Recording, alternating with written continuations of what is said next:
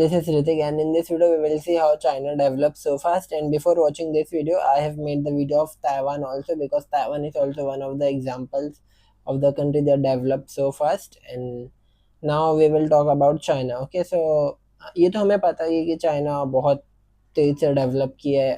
Expect भी नहीं करते थे हम उतना, मतलब पूरी दुनिया एक्सपेक्ट नहीं करती थी चाइना से कि वो इतना कर पाएगा, लेकिन जो उसने रिसेंट 30-40 साल में किया है वो सच में काफ़ी अनप्रेडिक्टेबल है. ठीक है, तो चाइना डेवलप कैसे हुआ, सिर्फ ऊपर ऊपर की बातें छोड़कर हम पूरे region, politics and main region, असलियत में वो डेवलप कैसे हुआ इसकी बात करेंगे. ठीक है, तो ना ये तो आप सबको पता ही होगा कि जो चाइना है ना वो ग्लोबल इकोनॉमिक हब बन गया है. तो वो सब बात तो करके फ़ायदा नहीं है. मेन हमें ये देखना है कि चाइना आखिर बना कैसा है.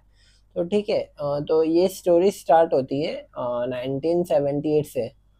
उससे भी पहले एक चीज़ है कि चाइना इंडिपेंडेंस मिला था इंडिया के 2 साल बाद, यानी 1949 में चाइना को इंडिपेंडेंस मिला था. लेकिन उससे 1949 से 1978 तक कुछ ज़्यादा वो नहीं हुआ था. जैसे कि AI जनरेटेड इमेज में देख लोगे आप, कुछ गाँव जैसा दिख रहा है, ऐसा मेजॉरिटी ऑफ चाइना ऐसा ही था. ठीक है, तो चेंजेस 1978 के बाद आया. ठीक है, तो अगर आपको पता होगा कि जो चाइना है वो एक काफ़ी ज़्यादा ट्रेड करने वाला देश है आज के टाइम पे. ठीक है, पर पहले ऐसा नहीं था. ठीक है, तो चाइना की ना जो नेचुरल रिसोर्सेस थी ना वो भी काफ़ी ज़्यादा थी. ठीक है, ये आपको ध्यान में रखना है. और पॉलिटिक्स क्या हुआ एंड डेमोक्रेसी नहीं थी, इसका बहुत फ़ायदा हुआ क्या, ये सब आगे बात करेंगे. ठीक है, तो सबसे पहले ये देखते हैं कि अभी का चाइना है कैसा, आखिर वीडियो बनाने का पर्पस क्या है. तो अगर आप आज चाइना के किसी भी शहर में जाओगे तो आपको बिलीव नहीं होगा, जैसे शंघाई, बीजिंग में, कि आप अभी 2026 में हो. और कोई कोई जो लाइट सिटी है चाइना की, काफ़ी ज़्यादा उन लोग ने डेवलप कर दिया. ऐसा लगता ही नहीं कि हम 2026 में हैं. एंड इतना तेज़ डेवलप, क्या पता उन लोग ने कैसे किया है, वही सब बातें जानेंगे. ठीक है, सो चाइना आज के टाइम पे उन लोग के पास बुलेट ट्रेन है, लंबी लंबी बड़ी बड़ी skylines, roads, markets and tourist places, और जितने भी सारे होते हैं ना अच्छी चीज़ें जो एक डेवलप कंट्रीज़ को दिखाते हैं कि ये कंट्री डेवलप है, वो सारी चीज़ें आज चाइना के पास आ गई है. ठीक है, सो ये सब हुआ कैसे. ठीक है, जब 1949 में, जैसे कि हम देख सकते हैं, जब डेंग जियाओपिंग आ गए थे चाइना में. हाँ, सबसे पहले मैं आपको एक मेन बात बताता हूँ. जो चाइना है ना वो एक डेमोक्रेटिक कंट्री नहीं है. ठीक है, और इससे होता क्या है मैं आपको अभी अच्छे से एक्सप्लेन करता हूँ. मेरे को मेरी इमेज एकदम छोटी करनी पड़ेगी. सो ये देखिए, देखो 2 टाइप के कंट्रीज होते हैं. ठीक है, एक डेमोक्रेटिक होता है और एक नॉन डेमोक्रेटिक होता है. ठीक है, तो नॉन डेमोक्रेटिक होता है ना, जैसे कम्युनिस्ट कंट्रीज, वो सब ना एक ही लीडर से चलती है. जैसे रसिया है ना, तो उनको पुतिन ही चला रहा है पूरा. पुतिन.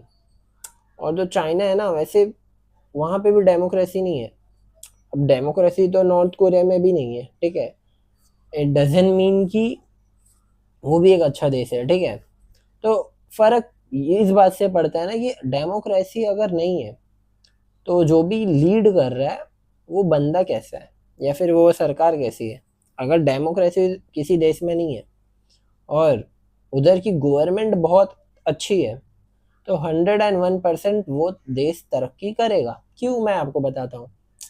सपोज करो एक पार्टी है. ठीक है, एक पार्टी 1 है, उसका उन लोग ने इतना रीजन पूरा जीता है. सपोज करो, हाँ, वो कोई पार्टी 1 का प्राइम मिनिस्टर समझ लो बन गया है. पर एक स्टेट है जिसमें किसी पार्टी 2 की सरकार है. ठीक है, पार्टी 2 की. तो होता क्या है ना, अगर मान लो पार्टी 1 के, वो तो प्राइम मिनिस्टर है, वो पूरा देखेगा. ठीक है, पर पार्टी 2 के इधर उसको कुछ करना है, कोई रोड है, कोई लिंक है, कुछ करना है, तो पार्टी 2 पता है क्या करेगी, उसको ना जो भी डेवलपमेंट वो करना चाहेगी उसको रोकेगी। डेमोक्रेसी में ये होता है, ठीक है, डेमोक्रेसी में ये होता ही होता है।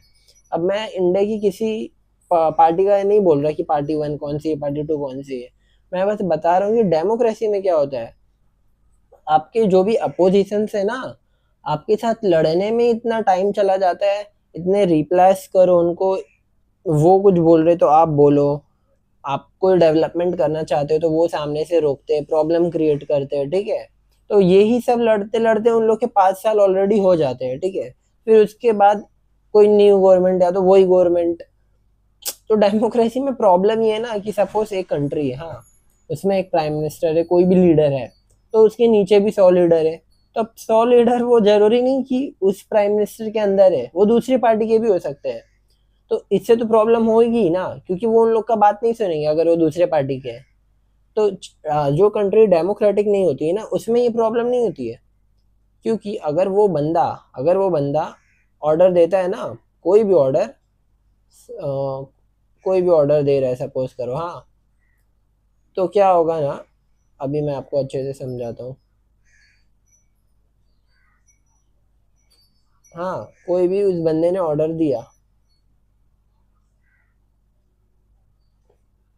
हाँ, देखिए, एक ऑर्डर दिया चाइना की जिनपिंग ने, तो वो ऑर्डर ना उन लोग को फॉलो करना ही है, पूरे कंट्री को, पूरी कंट्री फॉलो करेगी, कोई भी इसको नो नहीं कर सकता है, ठीक है।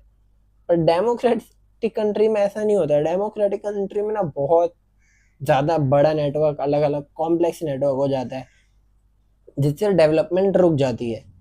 तो 101% चाइना की डेवलपमेंट का एक रीज़न ये है कि चाइना डेमोक्रेटिक कंट्री नहीं है, ठीक है। अब मैं ये नहीं बोल रहा कि डेमोक्रेसी ख़राब होती है, डिपेंड करता है वो किस में है, ठीक है। आपको समझना पड़ेगा, प्रैक्टिकली आपको सोचना पड़ेगा, ठीक है, ऐसी बात है। तो यही है कि आज चाइना इतना डेवलप है, इसका वन ऑफ द रीज़न ये भी है कि चाइना एक डेमोक्रेटिक कंट्री नहीं है, ठीक है। इकोनॉमी अगर मैं बात करूँ तो चाइना की इकोनॉमी तो बढ़ रही है ऑलरेडी, एंड इतनी ज़्यादा तेज़ी से बढ़ रही है कि फर्स्ट नंबर पे आज यूएस है, of course, and second number पे चाइना आ गया, ठीक है, सेकंड नंबर पे चाइना हो गया।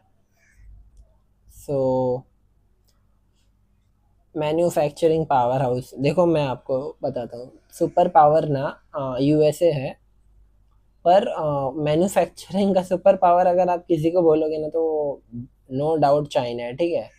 चाइना आज अकेले 3.18 समथिंग प्लस का वो ट्रेड कर रहा है, ठीक है, एक्सपोर्ट कर रहा है। हाँ, देखो चाइना ना बहुत स्मार्टली खेल रहा है।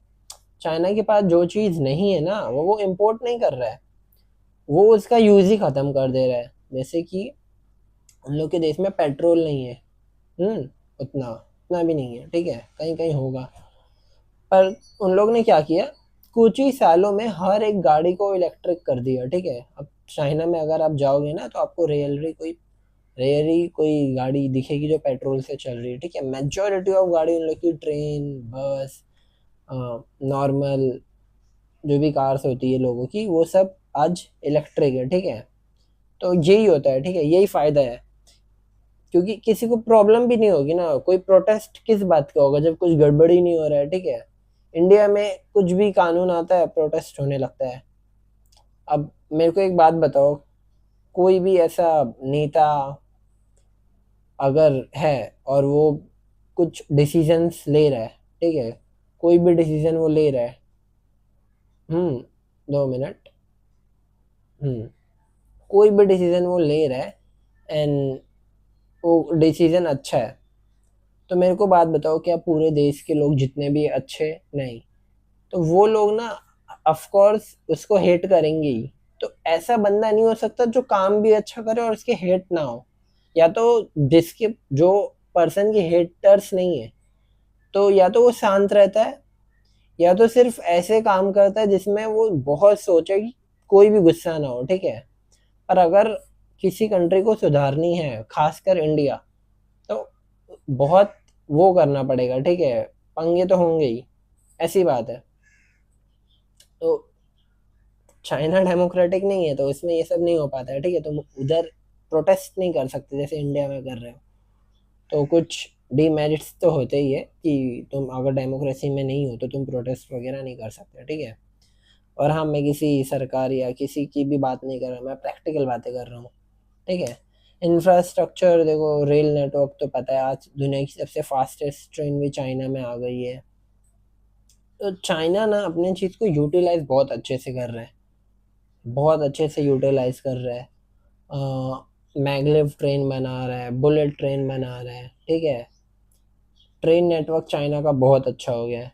और बोलते हैं ना, किसी देश का ट्रेन, रोड एंड बिल्डिंग्स और ऑफिसेस ये सब अच्छे रहते तब तो वही, तभी तो वो देश चमकता है, यही तो ब्यूटी है, ठीक है।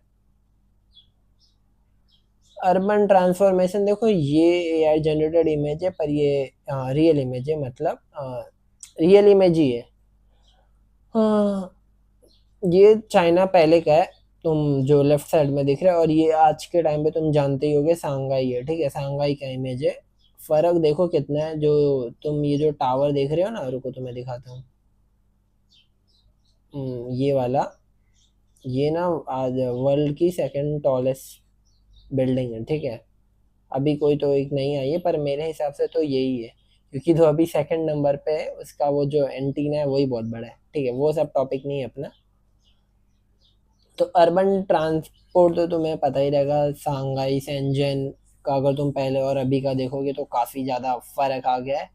इसलिए क्योंकि वहाँ के लोग चाइना को इतना सपोर्ट कर रहे हैं, अपने कंट्री को वो लोग बहुत सपोर्ट कर रहे हैं। इंडिया में ना क्या होता है कि लोग बाहर जा रहे हैं, उनको ये मैटर नहीं करता है उन लोग को कि कैसा है। अब देखो, ये कंट्रोवर्शियल टॉपिक है, पर चाइना में इतना बाहर नहीं जा रहे वहाँ के स्टूडेंट्स, ठीक है। Majority of Chinese students China में ही पढ़ रहे हैं। अब ये भी रीज़न हो सकता है कि वहाँ पे बहुत अच्छे अच्छे कॉलेजेस स्कूल्स होंगे, पर वो लोग काम भी उधर ही कर रहे हैं, ठीक है। भले लाइफस्टाइल उन लोग को अच्छा मिले खराब मिले, वो लोग उधर ही काम कर रहे हैं। इंडिया में कोई बाहर जा रहा है तो सीधा ये आंसर कर रहा है कि लाइफस्टाइल अच्छी नहीं है। भाई लाइफस्टाइल तो सोल्जर की भी अच्छी नहीं होती है, तो क्या वो बॉर्डर पे नहीं रहेगा? छोड़ो वो सब।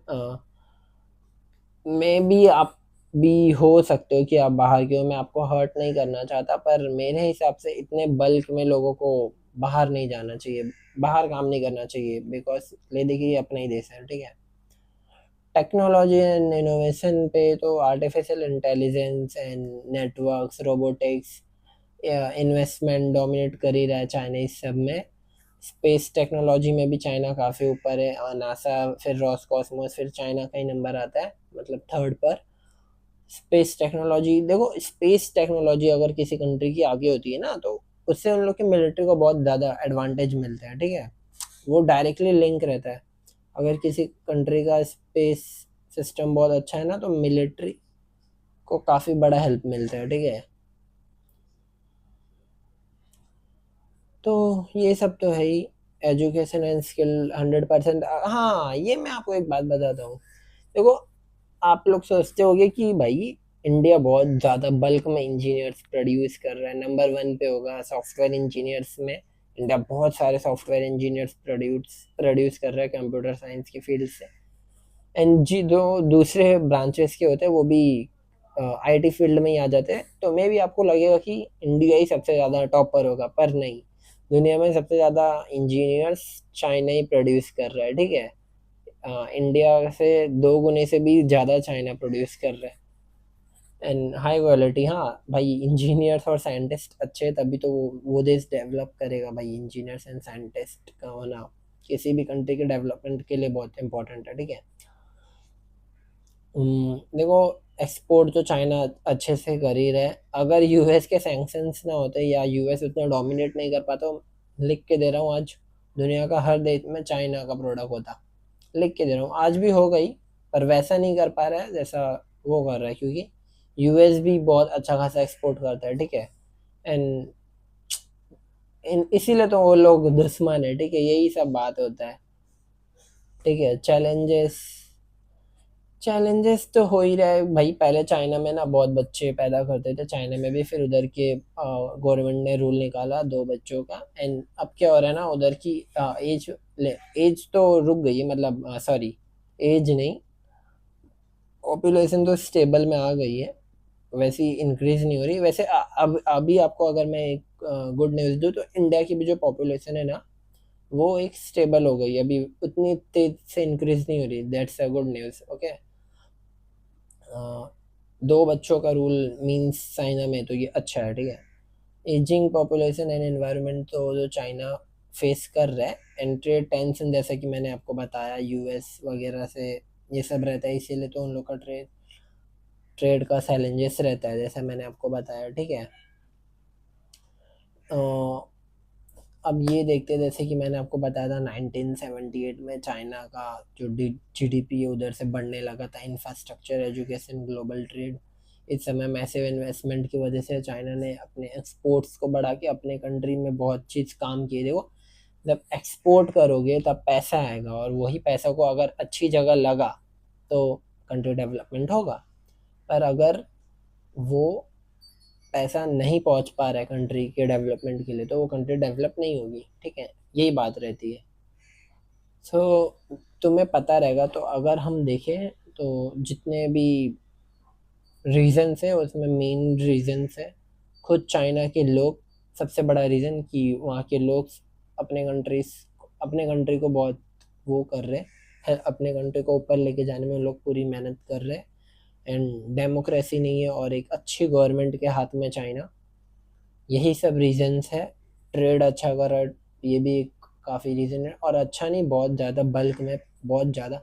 तब तुम सोचो 3 ट्रिलियन का ट्रेड कर रहा है, 3 ट्रिलियन प्लस, तो एक साल में, हाँ, तो अच्छा ही कर रहा है, ठीक है। बहुत ज़्यादा पैसे का ट्रेड कर रहा है वो, और वो पैसे अच्छे जगह यूज़ भी हो रहे हैं चाइना में। तो यही सब लेके चाइना आज इतना डेवलप है, ठीक है।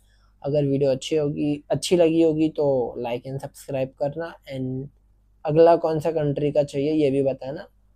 एंड इंडिया कैसे डेवलप हो सकता है मेरे पॉइंट ऑफ व्यू से, एंड लोग क्या सोचते हैं उसके हिसाब से, उसके लिए भी वीडियो चाहिए तो बताना, वीडियो बना देंगे। Thanks for watching.